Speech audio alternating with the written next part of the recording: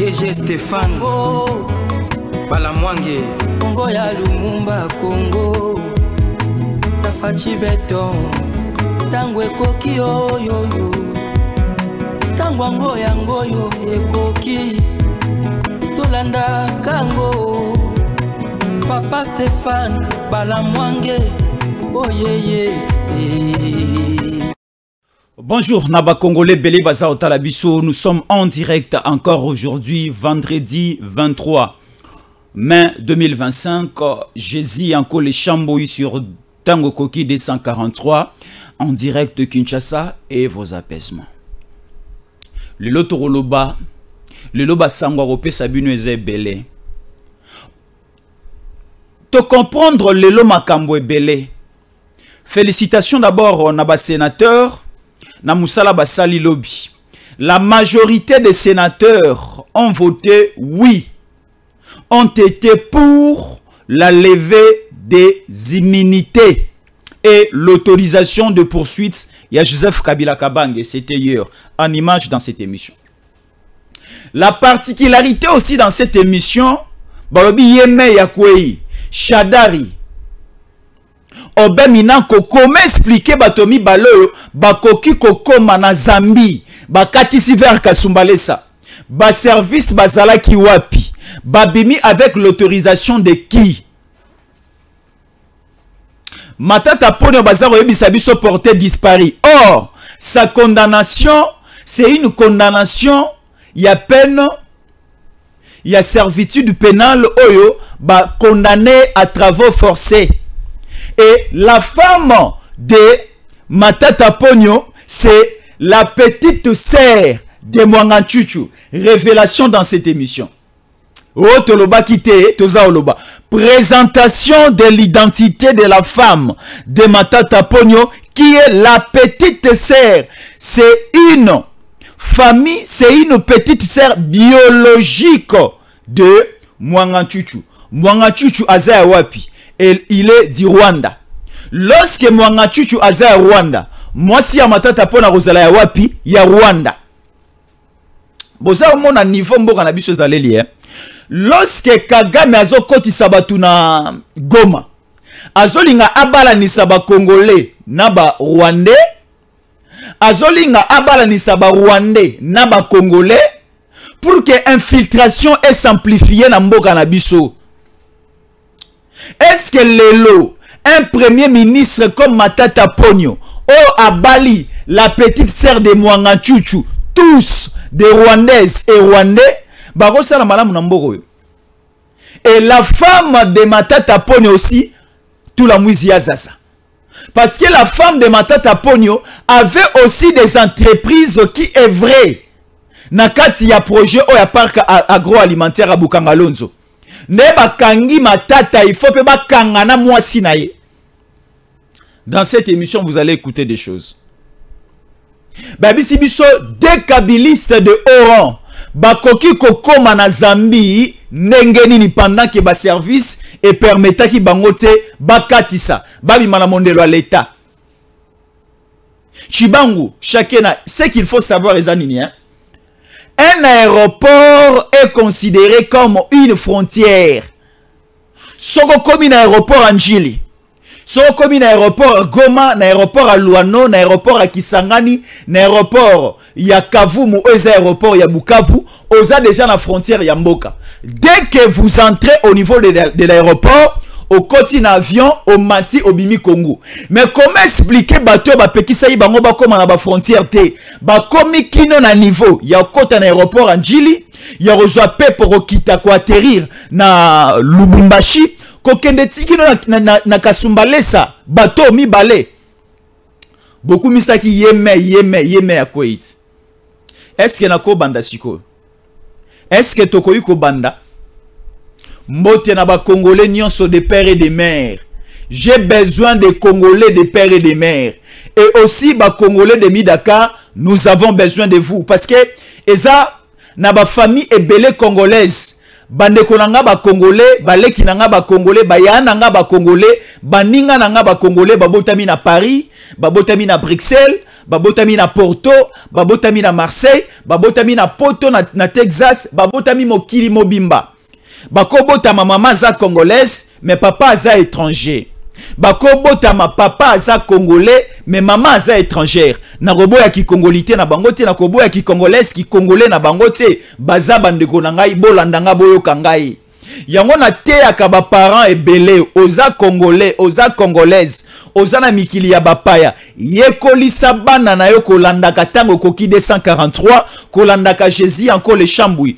Yekolisa bango pe monoko ya lingala, c'est très important. Mwana koyeba anglais za mabete, mwana koyeba français portugais za mabete, mais yekolisa mwana koloba lingala, yekolisa koyoka lingala, koyoka pe ba langue nationale na ebande ko ya Angola, bo abandonner lingala, bo abandonner chiluba, okomika portugais na portugais. Okotika la okoma ndeko ya Cristiano Ronaldo te, ozande ndeko ya Jésus Ankole, ozande ndeko ya Stéphane Balamwangi. Est-ce que Asko nako banda? Est-ce que nakoki ko banda? Ok, d'accord, je débute ici. Je prends d'abord parce que notre émission est scindée en 3. Nazolobela la question sécuritaire, narobalisa yango pe na question politique, na kota sikoyo dans une question diplomatique dans cette émission. La justice aussi va intervenir dans cette émission. Nalobi boy, je débute par la question sécuritaire. La question sécuritaire dans cette émission, je vous parle du territoire de Mwenga. Je vous parlerai aussi de la situation de la ville de Goma. Mwenga et Goma dans cette émission en exclusivité, en direct. Le Wazalendo le sont tout fait tout flamme na Mwenga. Est-ce que Chibangou je peux aller? Là nous sommes au niveau de la province du Sud Kivu. Et vos apaisements, Kabila va intervenir dans cette émission. Chibangou Chakena, je peux aller au niveau de Mwenga. République démocratique du Congo RDC. Des affrontements signalés depuis tôt ce matin 5 heures de ce vendredi 23 mai 2025 à Mikenge. Selon des sources militaires, le combat oppose les résistants Wazalendo aux rebelles du M23 et les Tourigwaneru. Mikenge est dans le territoire de Mwenga, en province du Sud Kivu, dans l'est de la République démocratique du Congo. Alors, il y a l'insécurité totale au niveau de la zone est de la République démocratique du Congo. Alors, les M23, Bazako avançait toujours. Bazako avançait non comme avant. Parce que Bazan a position de faiblesse. Et ils sont punis par les Wazalendo, uniquement par les Wazalendo. Si la vitesse, si la volonté, Oyo Eza et Peba Wazalendo, te retrouver en Opepa FARDC, nous allons faire juste 48 heures, Tobotoli Goma, Tobotoli Bukavu, Tobotoli ba Mwenga, Tobotoli ba Ousi, Tobotoli ba territoire, Tobotoli ba village, Nyonso O Ezalaki, sous contrôle, Yaba Rwandais M23. Nebisa Ibiso Aabo, il y a 4 jours passés, Kishiche, na territoire à Rutshuru, na Nord Kivu. Ezalaki na maboko ya ba Rwandais plus ou moins 12 à 13 mois. Ni tete la détermination de Wazalendo, Tolingato Swangotin. Il y avait ce que nous appelons les crimes de génocide et salamaki na Kishiche. Ba Wazalendo babi non, ça fait un peu longtemps depuis que Kishiche est tombé. Qu'est-ce que nous allons faire? Parce que le combat mené par les Wazalendo est de protéger la population civile. Wazalendo sera Zaobunda alingarate civil azala touché. Mais la particularité na Kishiche ezalaki nini? Ezalaki que tellement que na Kishiche batumba ba Congolais, baboma ba Congolais nyonso bake na Rwanda bazu ba installer ba Rwandais na Kishiche. Wazalendo lobi que au niveau de Kishiche, il y a plus de Congolais, il y a que de tout Rwandais. Qu'est-ce que nous allons faire? Nous allons mener un combat et Togoyoka somme à toucher la population. Na ba Rwandais bazalaki, na biloko na bango tout la mouizia zaza okufa bakufi, yako bika babiki. Ba fwa ban shala ban shala. ngani. Biso mboko eza ya biso. Congo eza ya ba Congolais, Sud Kivu eza ya ba Congolais. Ba Congolais ka ya ba Swahili te, Sud Kivu eza ya ba Luba ya ba Swahili ya ba Congo na ya Bangala. Bakabola biso te pa ya ba paya. Alors, les affrontements continuent. Parce que ba Wazalendo va comprendre que si nous continuons dans ces rythmes qui est un mauvais rythme, il y a cesser le feu, il y a d'obtempérer, d'attendre encore le dialogue, accord et ainsi de suite, nous allons perdre le pays. Biso toloba kiango awa. Pendant que tu es à Doha, pendant que tu es à Washington, pendant que tu es à Luanda, en Angola, pendant que tu es à Nairobi, en Kenya, il faut sur terrain ba Wazalendo ba bundaka. Il faut sur terrain ba FARDC ba bundaka. Tala et loko otoloba qui ça jouer un grand rôle et pas ba Wazalendo ba FARDC nenda bazana sima. Ba Congolais ba ko poser biso ba question awa. Jésus encore pendant le cessez-le-feu nous perdons de localité. Pendant le cessez-le-feu nos cités sont en train de tomber. Jésus encore où sont nos drones, où sont nos Sukhoi pour bombarder certaines positions des M23 de l'armée rwandaise. Jésus en collé. Bah aussi ngabiso 1 minute de silence. Jésus en collé, il faut 1 minute de silence dans chaque émission pour na bande konabiso o bakwei, pour na bande konabiso bakufi na Goma, Bukavu, bakufi na Kishishe, bakufi presque partout. 1 minute de silence dans cette émission. To perdre ba maman est belé. To perdre bilenge mibali pe bilenge basi pe na bana mike belé. J'avais vu un soldat. Non, il n'est pas soldat, il est Wazalendo. Mais vêtu na tenue militaire congolaise. Asimbina Mundu qui c'est Wazalendo. Je veux dire au président de la République de considérer ces grands travail. Oyo, ba Wazalendo baza osala. De les récompenser aussi parce que Wazalendo ba osala un travail non lucratif, un travail de bénévole. Alors nous avons besoin d'une simple reconnaissance à Moussala Wazalendo ba osala et pas d'autorité na biso. J'ai vu un Wazalendo ba rebelle M23 AFC Nanga Wilingoma et autres ba bomi une maman congolaise. La maman a outi bilanga zozonga na pokwa.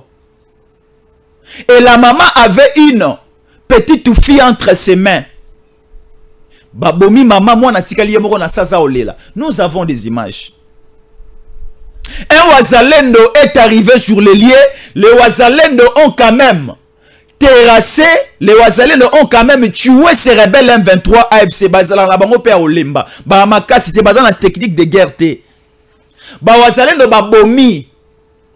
Ba rebelle nyonso ba terroriser population. J'ai vu un Wazalendo azui bébé a tié na Mokongo a continué bitumbana munduki na maboko. Quelle est cette autorité? Oh koyebisa ba Wazalendo batika komba o baza osala. Biso ba Congolais to resepela na autorité wana te. Tshisekedi pe azana démarche wana te ya opekisa ba Wazalendo ko bunda ninga baza obunda. Les Wazalendo il faut toi encourager bango à tout moment. Ils doivent être encouragés, applaudis. Ils doivent être soutenus en munitions, en matériel de guerre, en alimentation. Parce que les Wazalendo ont aussi des familles. Lorsque les Wazalendo abandonnent leur famille, baokota na brousse, baokota na front, baokota na zamba pour aller combattre ba famille batika na sima baroliani ba melani. Il faut quelque chose à boire et à manger. Et puis,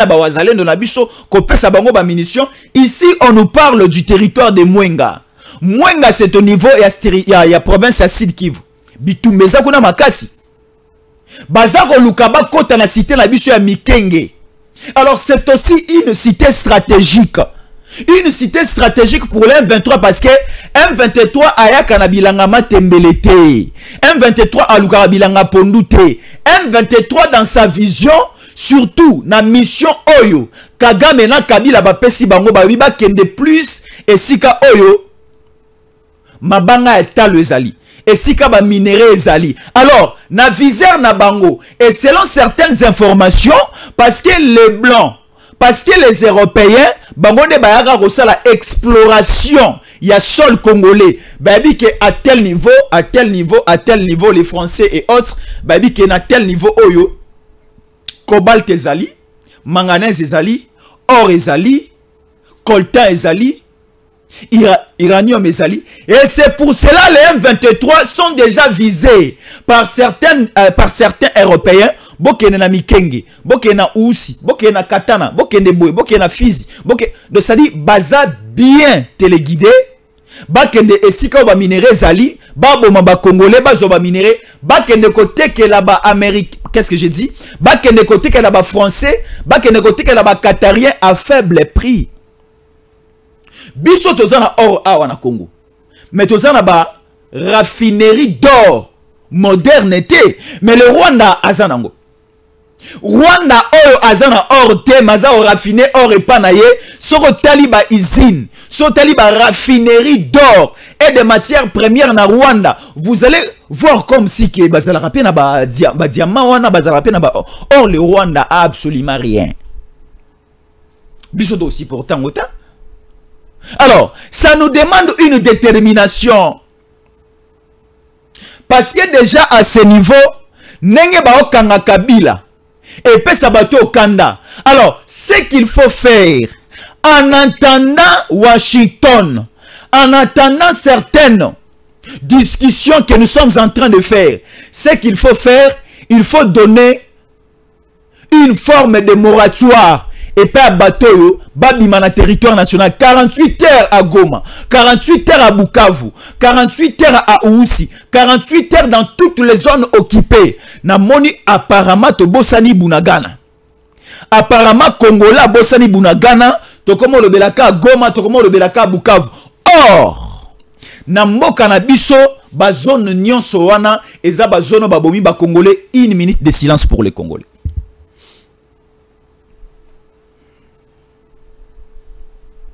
Babomi est belé. Prenons conscience et nous avons aussi besoin conscience aux populations congolaises à Ozoa. Et c'est la même conscience aux autorités Nabiso Bakozwa. Mais quelles sont ces autorités? Parce que Fachi aujourd'hui est seul. Fachi aujourd'hui c'est bas seul. Bato baza ko entouré ba institution est belé, bato belé baza institution baza ba pion ya Kabila.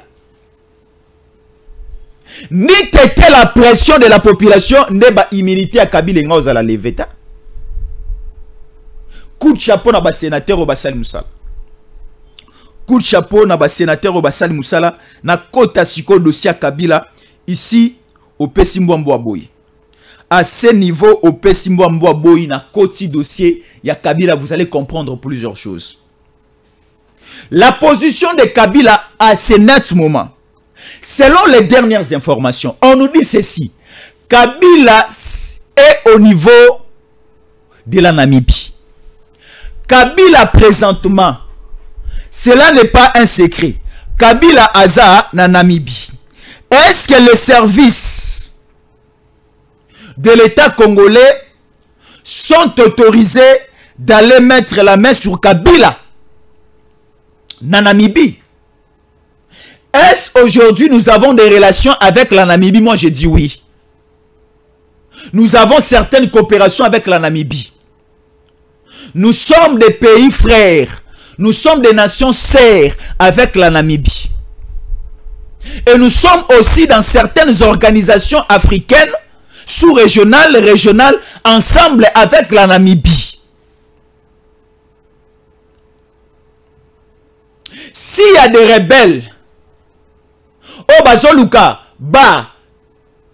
créer atteinte à la sécurité de l'État au niveau de la Namibie.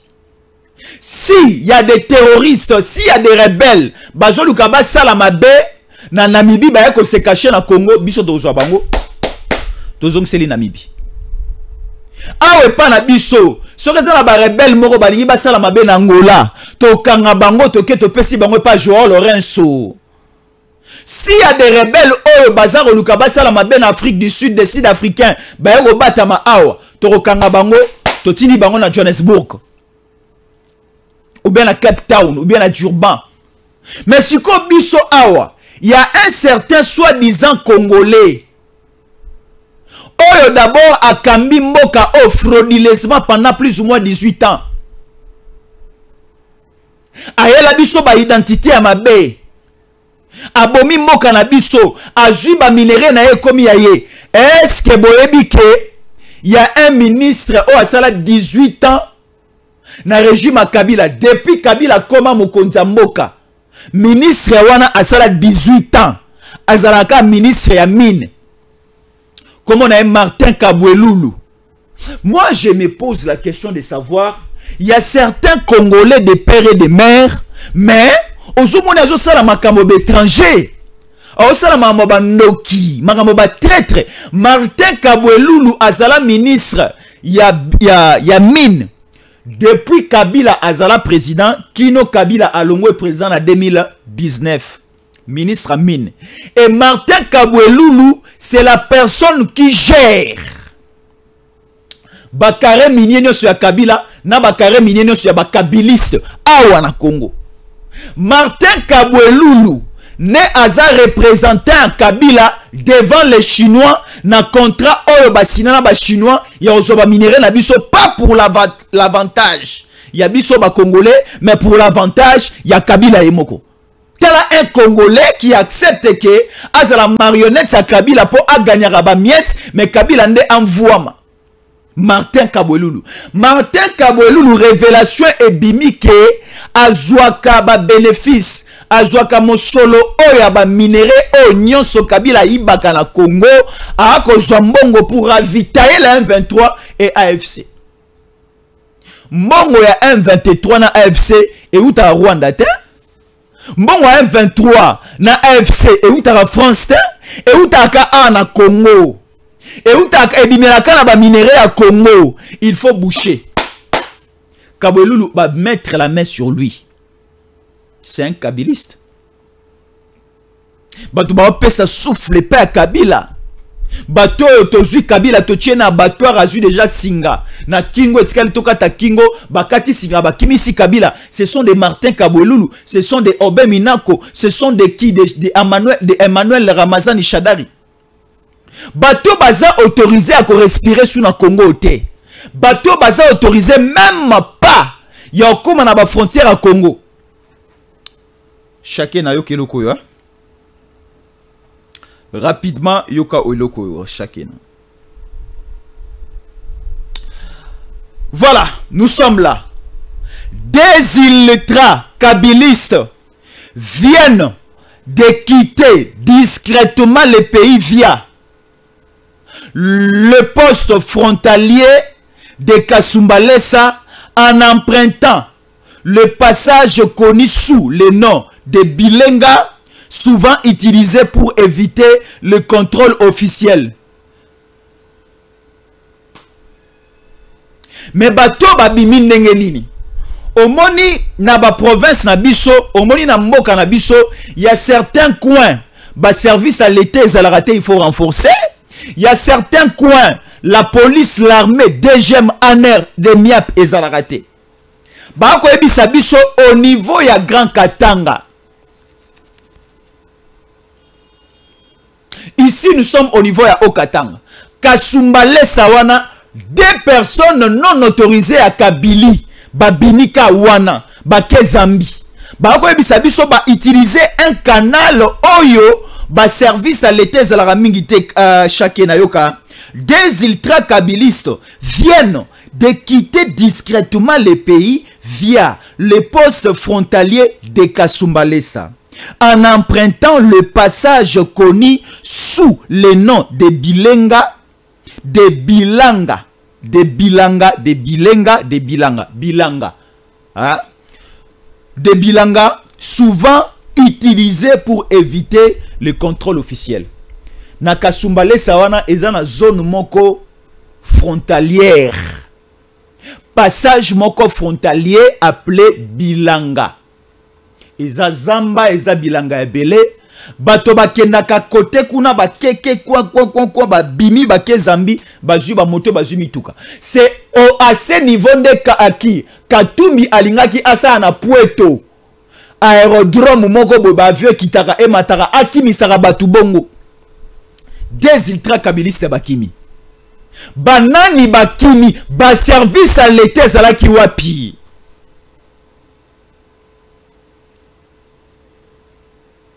Bakobi mabondeli balongwe Kinshasa ndenge nini, bakomi Lubumbashi ndenge nini, bakomi Kasumbalesa ndenge nini, e bakomi kino na poste frontalier otobengi Bilanga ndenge nini po bakima bakende Zambie.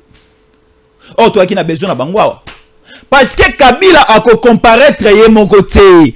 Kabila ako comparaître ndenge Vital Kamerhe a zalaki devant la barre na dossier à 100 jours. Tomonaki un certain Vital Kamerhe, madame maman Amida Chatira yaki, tomoni bandeko na biso ba Soraya bayaki, tomoni ba Kasi Kebele bayaki, tomonaki même ba ministre Belé bayaki, tomonaki directeur gouverneur ya banque yaki, tomona ba Bitakwira baya, tomona ba Tebele baya na procès ya Vital Kamerhe 100 jours. Na procès pe oya Kabila bato ebele bakoya. C'est pour cela que ça na posa ba Shadari ba bouger te, ba Obeminako ba bouger te, Olive Lembe toza pe na besoin na ye, il y pe tokobenga ye Sifa Maania toza na besoin na ye. La haute cour militaire avec l'auditeur Likulia, mon général Abi Moussala Ezobanda. Moussala Ezobanda. Kabila, on doit mettre la main sur Kabila.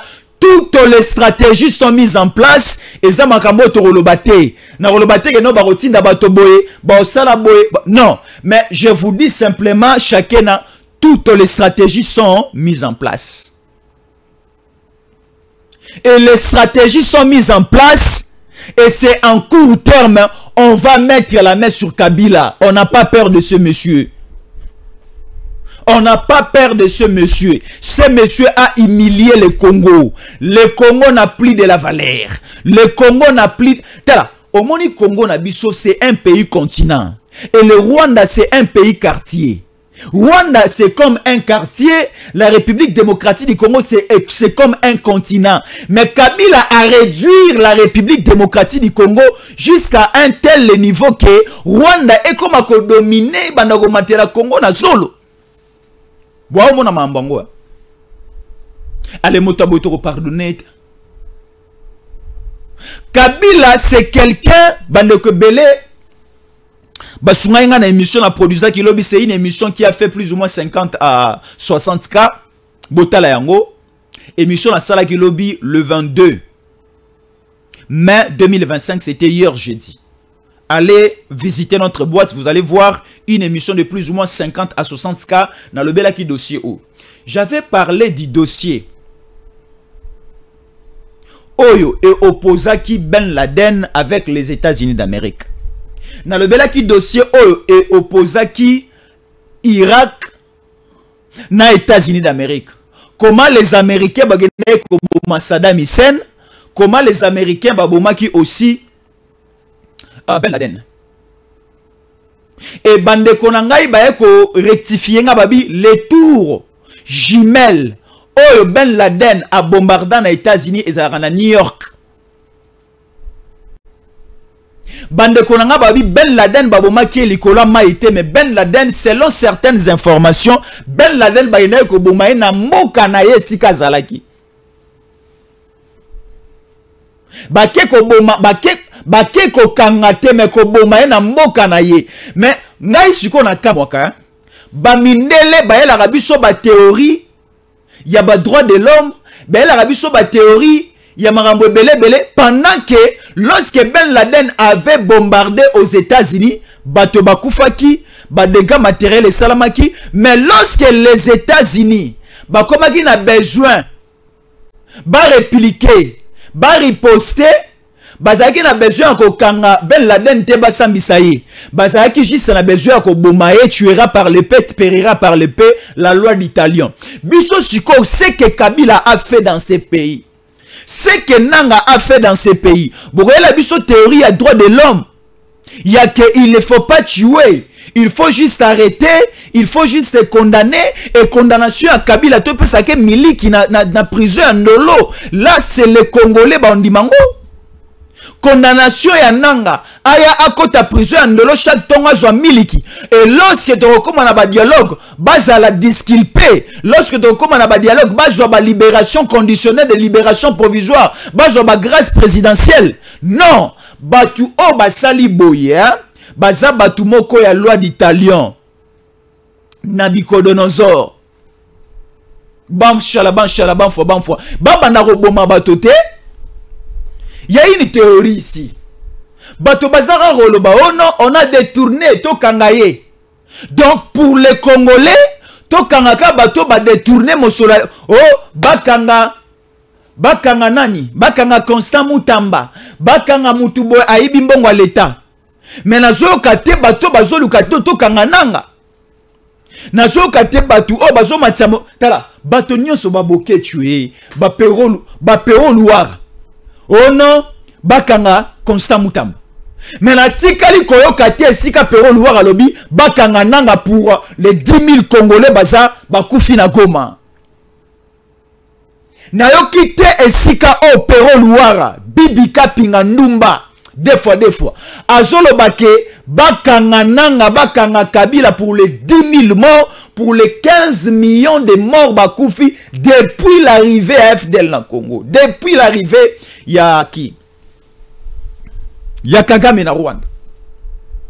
Mais ce qui comme Nicolas Kazadi, Bojoba, bakanga Nicolas Kazadi. Ce qui comme le cas, il y a Constant Mutamba, bakanga Constant Mutamba. Ce qui comme nani, bakanga. Mais bozolo bate ke bakanga bato baza oboma na Est République. Bozo pesa makanicité, des idées que bakanga bato baza oboma comme des Kabila, comme des nani. Cette fois-ci, on va arrêter Kabila. Si on finit par Kabila, on ne va pas arrêter Nanga, mais on va tuer Nanga. Total les États-Unis baboma Saddam.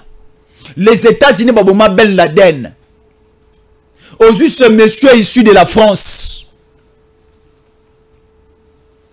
Nicolas Sarkozy, aboma Kadhafi, le français baboma Kadhafi, pour na intérêt na bango. Ndenge sanvin pia kufa na zamba, ndenge nanga tokolakisa bino ebembe na ye kala mingi te. Mais Kabila ne doit pas être rapidement tué. Hein? Kabila a le baraté, mais il a le battu. Kabila, il faut rendre compte, il y a gestion à Mabé, une gestion calamiteuse. Alors, Pierrot Chibangu, nous sommes sur Tamoko Kinazo, Kota Siko dossier à Matata. La femme de Matata, c'est la petite sœur biologique. Yanani, Yamangachuchu. En image dans cette émission. Bon, suivons d'abord comment s'abonner et comment rester fidèle au programme de Tango Koki 243. Nous sommes en direct.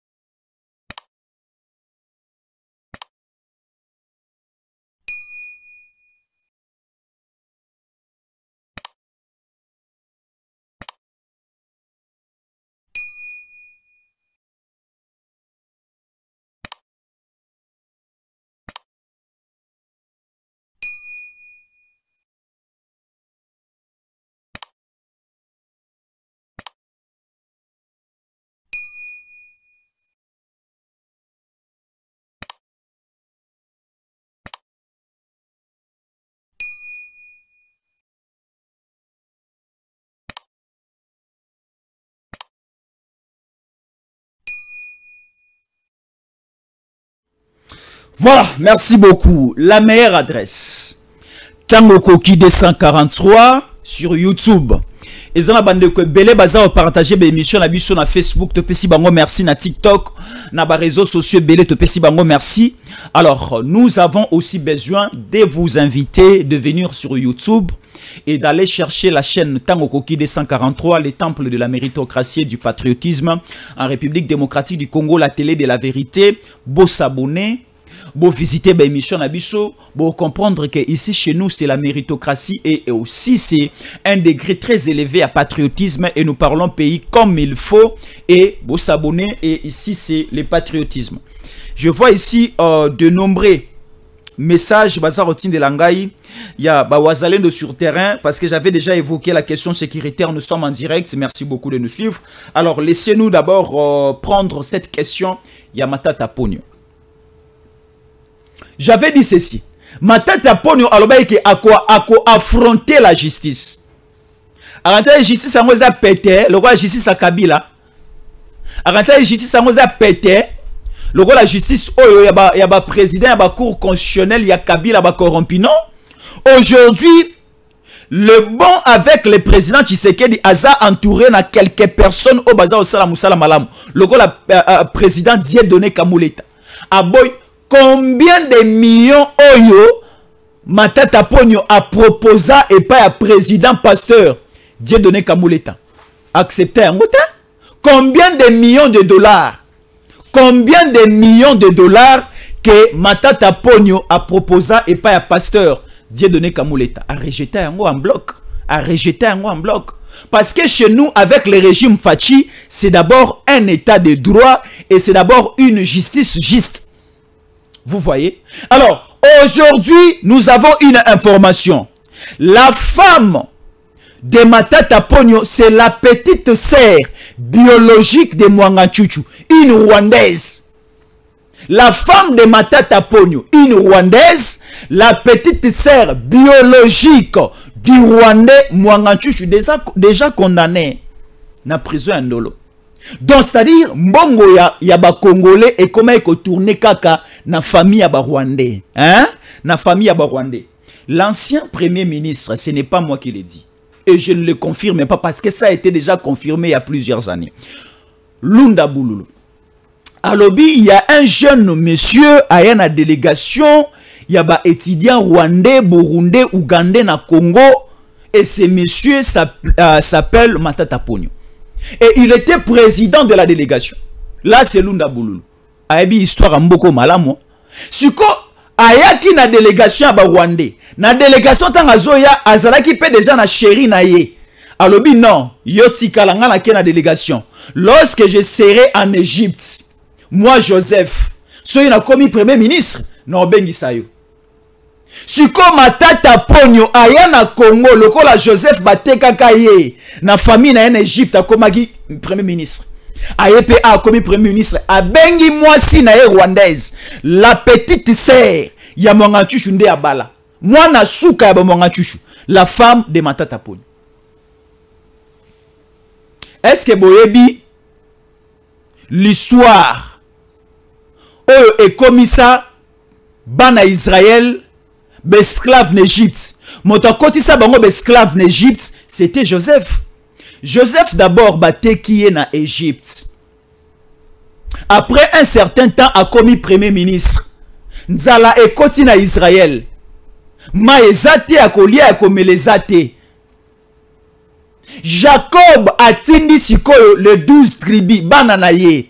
Allez peut-être acheter Yakomela pe akolia na Égypte parce que mokili mobimba à l'époque lorsque nzala ekotaki tokoma ekokende kosomba yakolia pe akomela na Égypte. Mokili mobimba oyo bato bauta na zone nyonso est, ouest, nord, sud ba yesomba bilo akolia na Égypte.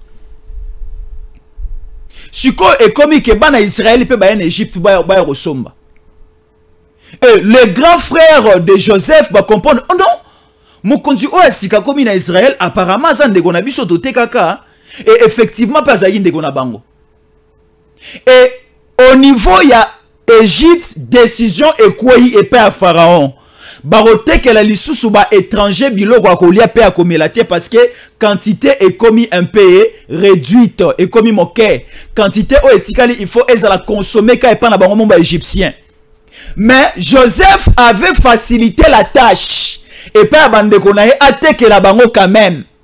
Non, le ko la bino boza bandeko na nga na kotika te bozonga maboko pamba, je vais autoriser quand même que bateke la bino à faible coût et aussi une grande quantité. Voilà.